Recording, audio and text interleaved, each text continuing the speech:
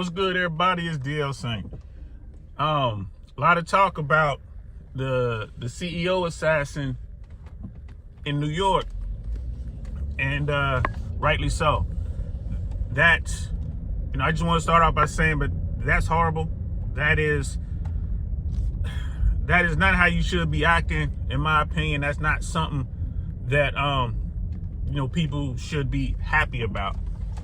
But having said that, I get where their anger comes from. I get where the rage comes from.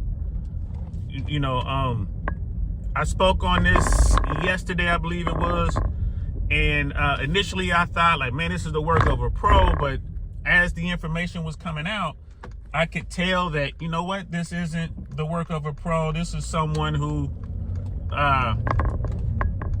is, just looking at the evidence, this is someone who wasn't trained. This is someone who has a beef with the healthcare system. This is someone who has a beef, possibly with this individual. And as more and more information comes out, that seems to be the case. You have, there's man, it's just sad. But as of 3:30 p.m. Eastern time, they have yet to make an arrest. There is a person of interest, and it's being reported that this person of interest, they believe, is in fact the shooter. Now, let's just break it all the way back to yesterday when this happened. There's the CEO for one of the major health networks out there was gunned down in New York City early in the morning. The shooter appeared to use a 9mm or handgun, appeared to be suppressed, which means it had a silencer on it. And there's video of this on the news. Wherever you look, there's video. You can see it. It's out there. Apparently, seven rounds were fired. Apparently, the CEO was hit twice, once in the leg and then once in the chest. Apparently, when the shooter opened fire, he hit the CEO in the leg first. CEO turned around, and then one of the other rounds hit him in the chest. He didn't survive his wounds. Now, there's a lot of speculation. It was released today at some point that there were words written on the shell casings, which kind of went towards the motive. Law enforcement, like, NYPD, they're all over it. I'm pretty sure the FBI is involved, although I don't know if that was announced. And my take on this, they're going to catch the guy. It looks like they have an idea who it is. They're releasing photos and pictures. They're calling him a person of interest, but we all know that's probably the guy. They're at they have pictures from a hostel. Apparently, this guy went to a Starbucks. They know what Starbucks he was in. He appeared to have thrown some stuff away, maybe a cup or something he was drinking from or something he was eating from. And law enforcement went and retrieved that. So they're trying to get DNA evidence. Ballistics comes into play. So this appears to be real sloppy. Like, it appears that there were, the guy was walking, pacing, waiting for his target to show up, and was eating candy and throwing candy wrappers away, allegedly. Like, this is all being reported. This is all, it's all very sloppy. So this definitely isn't the work of a professional. But the guy was successful in his mission. Now, I'm gonna do I'm gonna do this on the podcast. Maybe later tonight, maybe tomorrow. I don't normally do podcasts on Fridays, but I might do one on Friday to talk about this. What this is people are so frustrated with the healthcare system and insurance in general, and then people are angry about the elections, and then people getting angry about their situation in life, having, not having enough money to just pay the bills and just live. Meanwhile, you got people out here who are just killing the game, and but they're doing it at the expense of others. So I'm not surprised that something like this has happened.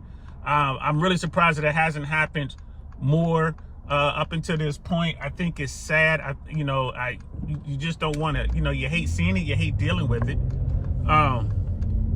It's just, I don't know what else to say about it. But obviously this guy wasn't a pro, and we'll do a deeper dive, like I said, tomorrow. But it was just too loose. This guy was too loose on this mission. It seems to me that this guy was motivated by emotion. Maybe he lost a family member to some BS in the insurance game, which is probably what is going on here. Maybe this guy wants to get caught. Maybe he wants to get caught, so he can have his day in court, and they can basically go after this healthcare industry and have a platform to do it in the courts. We're gonna have to wait and see. But I mean, it's definitely sad. One of the big things that Breaking Points was highlighting and pointed out, which I found very interesting, is on Facebook. When this information dropped on Facebook, and they were, I think, the company was putting out information saying, hey, this man was murdered, and, our hearts go out, blah, blah, blah. There were people on Facebook in the comments that were like, good, and calling the guy evil and calling him the devil. And, you can really see the frustration and the anger that's coming from the general public. And, there's people out there during the election that was like, hey, if Trump doesn't win, it's going to be a civil war, or if Harris doesn't win, it's going to be a civil war. And I'm one of the guys that's like, nah, I don't see that coming. I don't see a civil war, not over politics. But something like this, I can see more and more people just going out and hunting the 1% because they're fed up. They see what's going on. They know the deal. They see how these mega corporations are making their money, and they're just basically taking it from the bottom 99. So I can see something like this becoming an issue, and the 1% and the government trying to protect the 1% can overstep, and then you have two factions now. Because my biggest thing is, if there's going to be a civil war, what are the factions? Who's against who, for what reason, blah, blah, blah. But now, if you have us and them is the 1% versus the 99, and folks are like, I'm sick of it, and they begin to target people and go after folks, and then, of course, we know the 1% runs our government. They're the power behind the curtain, and they force the government and elected officials to act, and they overreach. Or if a president gets involved and he overreaches, well, man, okay, then you might have a conflict. Something like that could be a problem. We'll talk about it more tomorrow. If not tomorrow, definitely by Monday. We'll see. But tonight, 5 p.m. Eastern Standard Time, I Really Want to Know podcast. We're going to be talking about politics and more. On Thursday, we're calling it Trump Thursdays, and we're just going to use that title because Trump is the incoming president. So that gives us the excuse to talk about politics and policies here and abroad. So the first episode of Trump Thursdays is today. I hope you guys can make it. I'm D.L. Saint. I'll see you then. Remember, 5 p.m. Eastern Standard Time. Peace.